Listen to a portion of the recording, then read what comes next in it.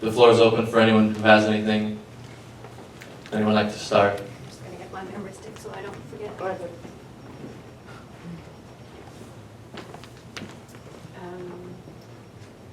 Hi, my name's Rosamond from the UK. It's a question for you, Juan. I was intrigued by your statement about the farmers. You mentioned that they were taking action without knowledge.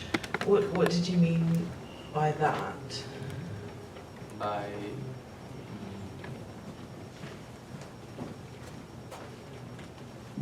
on the one side, without expert knowledge, Okay. but also there is a presupposition in political theory that rationality is like foreground action, and what my perspective of what I found and the theories that I found help me to think this is that we live in a world of action, and then we figure out what we have to do. So it's more like an empiricist perspective on political theory.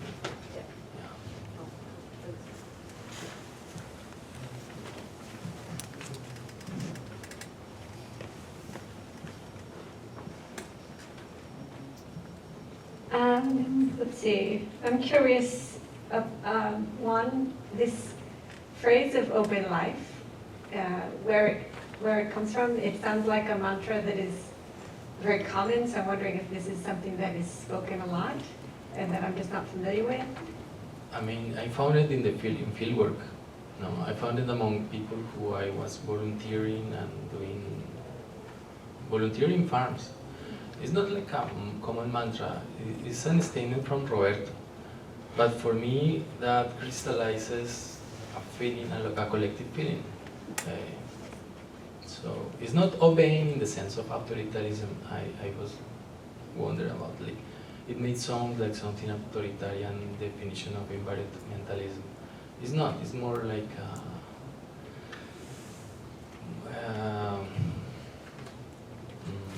the excess of life. The excess of they conceive life more as abundance, as the surplus that regenerates, in contrast to productivity, that is the hegemonic form of understanding agriculture in Colombia. So it points more to that. It's difficult to define because it's also part of the story is to work with the unknown and what is there is no words exactly to grasp the complexity of the bundle of relations that they live with. But I think open life and this obediential power like points to this the skepticism in relation to the liberal notion of civil society and the potential of civil society, because at the end civil society on the one side operates as a form of control, but on the other it is a potential of resistance.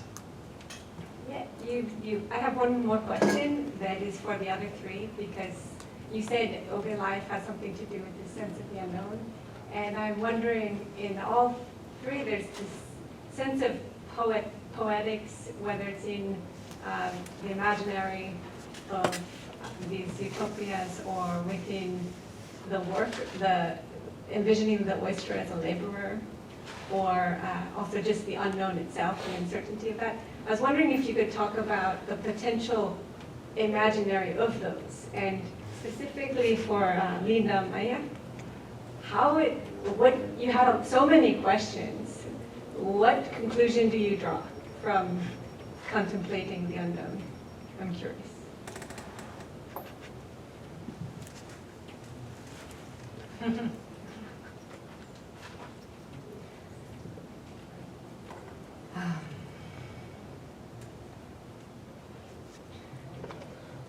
What conclusion do I draw from contemplating on the unknowns among marine scientists?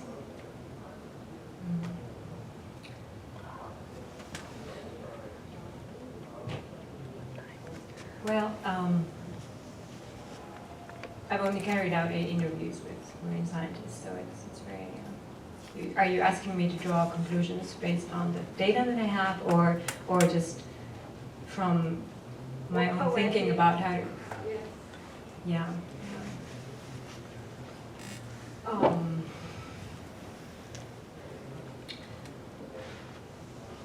Or Yeah, maybe I'm not able to maybe a answer better that question. is Yeah. Maybe kind of a challenge too. How is that unknown, it's so positive in the way that you talk about it? How is it different from this other frontier of colonization? How is it more magical and not also about colonization? Ah, okay. So now I understand. So you're saying that I'm somehow I presented it as something positive. Yeah. Okay. Well, that was not exactly my intention, but it was to yeah, maybe it would remain a bit unclear then in the presentation. So I think what interests me, or one of the issues that interests me, is to through the unknown, or through uncertainties, and through how scientists think about them, to both look at the frontier and look at how power works, and how scientists are part of that, of course, because that's they work in a machine in a way, but then there is no. I don't want to look at the sciences as just one single, as part of the extractive machine, or as part of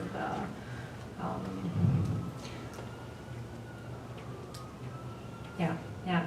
But I want to look at what else is going on in the sciences, and of course, since I don't, of course I cannot say that it's, and I was not trying to say that it's only positive, no, not at all, but rather to look at sciences as something logical, not taking them from the context of where the scientists are producing knowledge, and what gets funded, etc. That's what I started with, I think.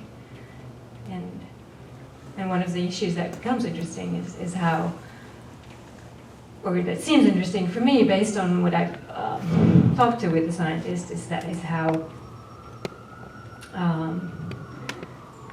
how the research on climate change that makes available material for the other scientists too, who are trying to answer unanswered questions. But then, of course, it also takes away funding from other issues. So I guess I was trying to highlight, to point out what many others have pointed out too, that climate change as how we understand it is something that needs urgent action, that also makes invisible many other things that require attention.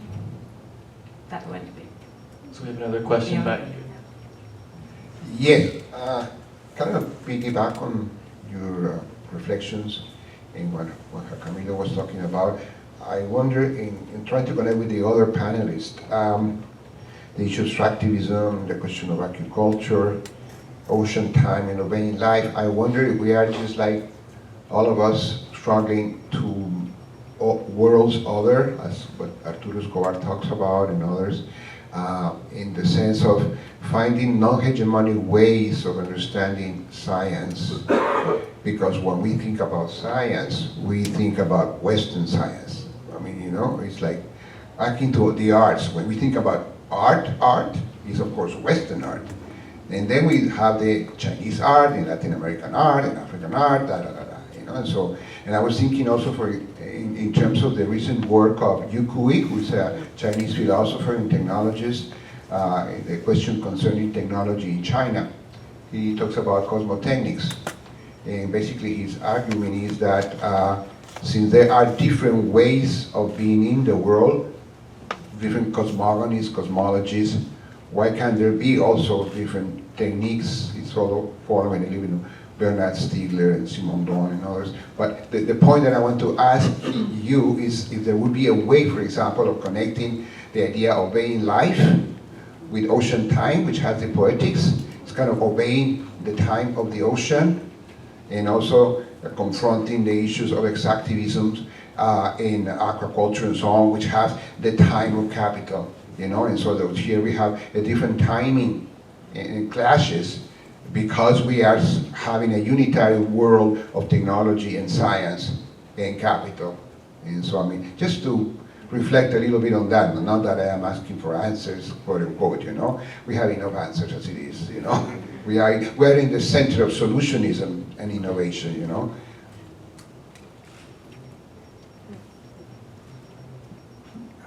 That probably won't be much of an answer, I guess, as you're not really asking for one anyway. But kind of also to the idea, or the question from earlier about the poetics and also the unknowns. You know, what if we asked what the oyster wanted, which I think, you know, many people might find that to be humorous, I suppose. But I'm really, you know, fundamentally opposed to confining life, especially for human use. But I'm not sure, the unknown, I guess, of that is how do you feed, you know, billions of people in ways that wouldn't be degrading to both the species that are being used for food and to the environment itself. And I was proposing, you know, oysters is probably the least, at least as far as I can tell, problematic of the forms of food that would be used that I think most people would consider as some form of life. But to your point about the capitalist time, even within oyster production, I mean, there's already been, and it's really for the boutique producers themselves, this desire to have smaller, younger oysters that then become the preferred luxury good. And so the oyster producers have acted like other CAFOs. They are trying to grow oysters as quickly as possible to get them up to the size necessary to really be the youngest possible oysters that they could then sell in the marketplace, and those become the most desirable of the species themselves. And that's, you know, I think very problematic, but to your point.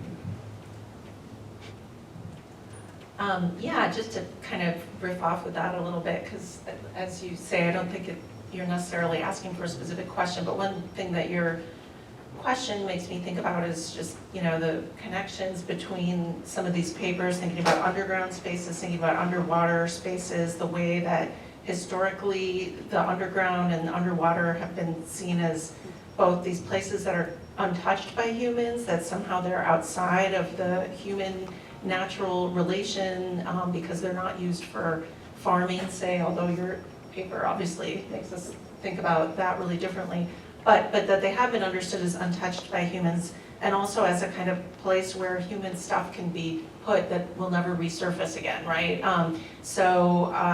You know, that you could kind of throw something underground, bury it underground, or put it in the ocean, and that's, you know, somehow releasing it from human relations or something like that. So I mean, I guess in a sense, although we're coming from different disciplines, a lot of us are thinking about how new ways of conceptualizing, you know, these relations as assemblages, bundling and thinking about human impacts in all parts of the earth, including underground spaces, underwater spaces.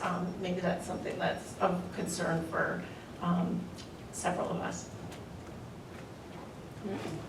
So we have one more time for one more question from back here.